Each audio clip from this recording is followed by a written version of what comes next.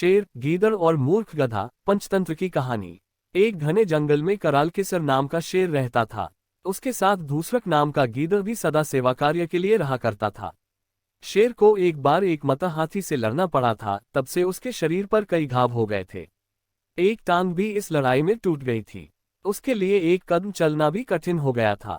जंगल में पशुओं का शिकार करना उसकी शक्ति से बाहर था। शिकार के बिना पेट नहीं भरता था। शेर और गीदड़ दोनों भूख से व्याकुल थे। एक दिन शेर ने गीदड़ से कहा, तू किसी शिकार की खोज करके यहाँ ले आ, मैं पास में आए पशु की मार डालूंगा, फिर हम दोनों भर पेट खाना खाएंगे। गीदड़ शिकार की खोज में पास के गांव में गया। वहां उसने तालाब के किनारे लंबकर्ण नाम के गधे को हरी हरी घास की कोमल कोम्पले खाते देखा। उसके पास जाकर बोला, मामा नमस्कार, बड़े दिनों बाद दिखाई दिए हो, इतने दुबले कैसे हो गए? गधे ने उत्तर दिया, भगेनी पुत्र, क्या कहूं, धोबी बड़ी निर्दयता से मेरी पीठ पर बोझा रख देता है और एक कदम भी ढीला पड़ने पर लाठियों से मारता है। घास मुट्ठी भर भी नहीं देता। स्वयं मुझे यहाँ आकर मिट्टी मिली घास के तिनके खाने पड़ते हैं, इसीलिए दुबला होता जा रहा हूँ। गीदड़ बोला, मामा यही बात है तो मैं तुझे एक जगह ऐसी बतलाता हूँ जहाँ मरकत मणि के समान स्वच्छ हरी घास के मैदान है, निर्मल जल का जलाशय भी पास ही है।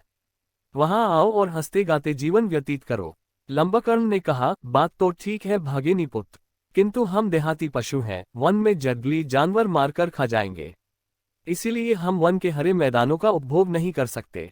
गीदड़, मामा ऐसा ना कहो, वहां मेरा शासन है, मेरे रहते कोई तुम्हारा बाल भी बांका नहीं कर सकता। तुम्हारी तरह कई गधों को मैंने धोबियों के अत्याचारों से मुक्ति दिलाई है। इस समय भी वहां 3 गर्दभ कन्याएं रहती हैं, जो अब जवान हो चुकी हैं। उन्होंने आते हुए मुझे कहा था कि तुम हमारी सच्ची माँ हो तो गांव में जाकर हमारे लिए किसी गर्भवती को लाओ, इसीलिए तो मैं तुम्हारे पास आया हूँ। गीदड़ की बात सुनकर लंबकर्ण ने गीदड़ के साथ चलने का निश्चय कर लिया। गीदड़ के पीछे पीछे चलता हुआ वह उसी वन प्रदेश में आ पहुंचा जहां कई दिनों का भूखा शेर भोजन की प्रतीक्षा में बैठा था। शेर के उठते ही लंबकर्ण ने भागना शुरू कर दिया। उसके भागते भागते भी शेर ने पंजा लगा दिया, लेकिन लंबकर्ण शेर के पंजे में नहीं फंसा, भाग ही गया। तब गीदड़ ने शेर से कहा, तुम्हारा पंजा बिल्कुल बेकार हो गया है। गधा भी उसके फंदे से बच भागता है, क्या इसी बल पर तुम हाथी से लड़ते हो? शेर ने जरा लज्जित होते हुए उत्तर दिया, अभी मैंने अपना पंजा तैयार भी नहीं किया था। वह अचानक ही भाग गया, अन्यथा हाथी भी इस पंजे की मार से घायल हुए बिना भाग नहीं सकता। गीदड़ बोला, अच्छा, तो अब एक बार और यत्न करके उसे तुम्हारे पास लाता हूं, ये प्रहार खाली न जाए। शेर, जो गधा मुझे अपनी आंखों देखकर भागा है, वह अब कैसे आएगा? किसी और पर घात लगाओ। गीदड़, इन बातों में तुम दखल मत दो, तुम तो केवल तैयार होकर बैठ रहो। गीदड़ ने देखा कि गधा उसी स्थान पर फिर घास चर रहा है। गीदड़ को देखकर गधे ने कहा, भागे निसुत, तू भी मुझे खूब अच्छी जगह ले गया। एक क्षण और हो जाता तो जीवन से हाथ धोना पड़ता। भला वह कौन सा जानवर था जो मुझे देखकर उठा था और जिसका वज्र समान हाथ मेरी पीठ पर पड़ा था? तब हंसते हुए गीदड़ ने कहा, मामा तुम भी विचित्र हो, गर्द भी तुम्हें देखकर आलिंगन करने उठी और तुम वहां से भाग आए। उसने तो तुमसे प्रेम करने को हाथ उठाया था, वह तुम्हारे बिना जीवित नहीं रहेगी, भूखी प्यासी मर जाएगी। वह कहती है, यदि लंबकर्ण मेरा पति नहीं होगा तो मैं आग में कूद पड़ूंगी, इसलिए अब उसे अधिक मत सताओ, अन्यथा स्त्री हत्या का पाप तुम्हारे सिर लगेगा।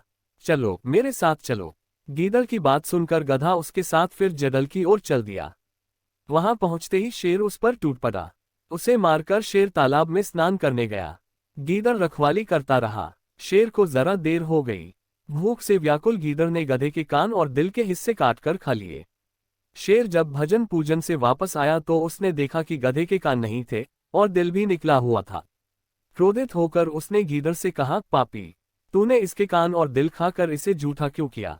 गीदड़ बोला, स्वामी ऐसा न कहो, इसके कान और दिल थे ही नहीं, तभी तो यह एक बार जाकर भी वापस आ गया था।